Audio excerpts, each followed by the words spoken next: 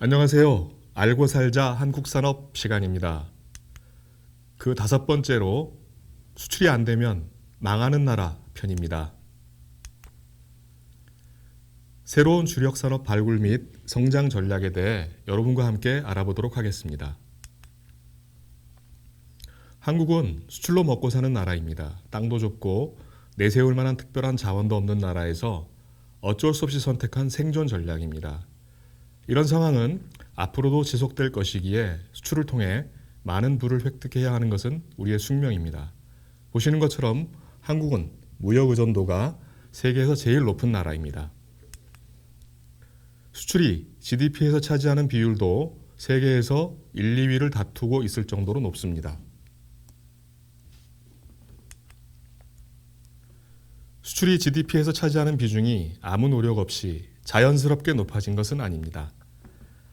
거의 대부분의 사람들이 불가능한 일을 한다고 비판했던 사업들에 미리 투자를 했기 때문에 가능했던 것입니다. 70년대에 중화학 입국을 선언하고 제철, 조선, 자동차 등에 많은 투자를 했습니다. 또한 80년대에는 정보화 사회 도래를 예견하고 초고속 통신망 구축과 반도체 산업에 과감한 투자를 진행했기에 현재의 대한민국이 가능했던 것입니다. 이제 우리는 다시 새로운 신산업을 발굴하고 선제적 투자를 통해 미래를 준비해야 합니다. 특허 같은 지적재산권, 의료, 보건, 제약 등의 생명과학 분야에 과감하게 투자하여 좋은 성과를 내야 합니다. 그 부분은 다음 기회에 다루기로 하고 오늘은 우리가 그동안 잘해왔던 것들을 지속적으로 잘해나갈 수 있는 방안에 대해 알아보겠습니다. 우리가 잘해왔고 잘해야 하는 것들을 우리는 주력산업이라고 부릅니다. 주력산업은 부가가치, 생산, 수출 기여도가 높고 전후방 파급 효과가 큰 산업을 뜻합니다. 그러나 최근에는 한국의 주력산업이 성장세가 눈에 띄게 둔화되고 있습니다. 중국을 비롯한 신흥국들의 추격이 치열하게 진행되는 동안 우리는 4대강이나 자원외교, 부동산 투기에 국가 에너지를 낭비하면서 국제 경쟁력이 약화되었기 때문입니다. 생산비 비교 우위 산업 비중이 높아서 중국을 포함하는 신흥국과의 경쟁에서 취약해졌으며 기술 비교 우위 산업에서는 경쟁 우위를 확보하지 못한 채 반도체, 자동차 등 특정 품목에 집중하고 말았습니다. 또한 첨단 소재, 정밀 부품, 고기능 제품, 핵심 장비로 이루어지는 산업 생태계가 취약하여 급속한 기술 전환과 수요 변화에 대한 대응이 미흡합니다. 한국 제조업의 부가가치율은 25.5% 수준으로 주요 선진국에 비해 5% 이상 낮은 것으로 조사되었습니다.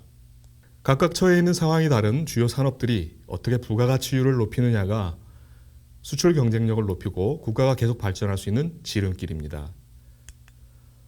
한국 주력 산업의 경쟁력 현황과 주요 이슈입니다. 주요 이슈를 중심으로 살펴보겠습니다. 자동차는 자동차 ICT 인프라 연계, 모빌리티 서비스 플랫폼, 기계는 고기능 친환경 설비, 지능형 생산 시스템, 운용 서비스 기술 컨설팅, 반도체는 시스템 반도체 설계 및 플랫폼, 디스플레이는 OLED 양산 역량 강화, 포스트 OLED 기술 개발, 기초 소재는 소재, 수요 기업 간 플랫폼, 스마트폰은 첨단 부품 공급 역량 플랫폼, 이동통신 융합 서비스, 조선해양 플랜트는 심해, 극지, LNG 설비, 플랜트 모듈 개조, 운영 서비스, 2차 전지는 중형 2차 전지 공급 기반 확충 등이 주요한 과제가 되고 있습니다. 산업 경쟁력을 강화하는 데 있어 제일 중요한 것은 디지털 전환, 디지털 전환의 개념을 제대로 활용하는 것입니다. 디지털 전환은 사물 인터넷, 클라우드 컴퓨팅, 인공지능, 빅데이터 솔루션 등 정보통신 기술을 플랫폼으로 구축 활용하여 기존 전통적인 운영 방식과 서비스를 혁신하는 것입니다. 새로운 경쟁 원천으로 데이터 수집과 활용의 중요성이 강화되고 있으며 수요 중심형으로 글로벌 밸류 체인이 변화하고 있어 전략적 대응이 중요합니다. 미국 라스베이거스에서 열린 세계 최대 정보기술 전시회 CES 2019는 글로벌 IT 산업 가치가 하드웨어에서 서비스로 이동하는 대격변 현장을 그대로 보여줬습니다. 패션, 농업 등 비기술 기업도 서비스 전환이 가능한 테크 기업으로 인식돼야 살아남을 수 있다는 판단 때문에 다양한 비기술 업종들도 대거 참여하였습니다. 존 체인버스 전 시스코 회장은 이번 CES는 세상에 존재하는 모든 기업은 기술 기업이 돼야 하며 모든 제품은 기술 제품이 돼야 한다는 명제를 확인했다고 했습니다. 이 말은 디지털 전환이 되지 않는 기업과 제품은 살아남을 수 없다라는 의미라고 생각합니다. 주력 산업의 구조 전환은 성숙 산업의 구조 조정이라는 소극적 목표가 아니라 구조 고도화라는 적극적 목표를 가져야 합니다. 나아가 주력 산업뿐만 아니라 제조업 전반의 부가가치율 향상을 목표로 해야 하며 정책 대상도 특정 기업 혹은 특정 산업이 아니라 산업혁신 역량의 강화가 되어야 합니다. 제조업 고도화를 위해서는 첫째, 생산구조의 변화가 필요합니다. 생산구조 변화를 위해서는 주력 산업에서 특정 산업에 대한 높은 집중도를 타개해야 합니다. 또한 수출 유망 제품군이 발굴되어야 합니다. 앞에서 보셨듯이 제품과 서비스 융합 트렌드의 변화를 반영해야 합니다. 그리고 중국 등 성장 지역에 대한 시장 확대뿐만이 아니라 선진국을 향한 제품군을 확대해야 합니다. 둘째, 2022년까지 한국은 중소기업에 스마트 공장 3만 대를 보급할 계획입니다.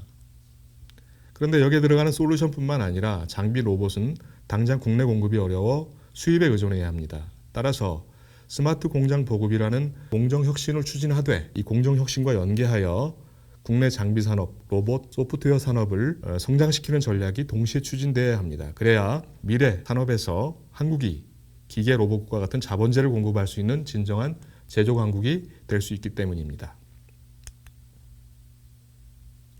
세 번째로는 첨단 소재, 핵심 부품, 주요 장비의 해외 의존을 극복하고 산업 생태계를 건강하고 튼튼하게 바꿔야 합니다. 성장 전략을 추격형에서 선도형으로 변경하는 데 필수적인 첨단 소재와 핵심 부품, 나아가 장비까지 갖추는 전략이 필요합니다.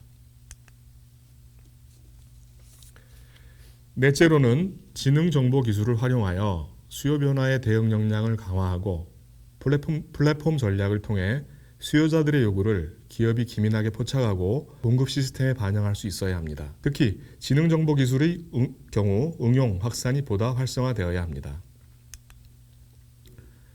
다섯 번째로 국내 생산 여건을 개선하여 비용을 낮추기 위한 정책이 추진되어야 합니다. 아울러 제조와 생산뿐만이 아니라 연구개발, 디자인, 엔지니어링, 마케팅과 같은 부가가치를 업그레이드하는 정책이 필요합니다. 마지막으로 정부 역할에 대해 말씀드리겠습니다. 정부는 시장 실패에만 개입하는 소극적인 자세를 벗어나 기업들이 투자를 회피하거나 주저하는 리스크가 큰 기술과 프로젝트에 선제적 투자를 함으로써 미래의 새로운 시장을 창출해야 합니다. 또한 산업구조 고도화를 위한 원천기술 R&D, 인력 양성, 규제 개혁 등이 산업정책과 긴밀하게 연계성을 갖고 통합적으로 추진될 수 있도록 해야 합니다. 그리고 정말 중요한 것은 정부가 모든 것을 다 할 수 있다 또는 모든 것을 다 하려는 정책 개입에 의한 구축 효과가 발생하지 않도록 무엇보다도 유의해야 합니다. 이상으로 알고 살자 한국산업 마지막 편을 마치겠습니다. 다음에는 더 구체적인 내용으로 시청자 여러분을 찾아뵙겠습니다. 좋아요와 구독, 공유 부탁드립니다. 감사합니다.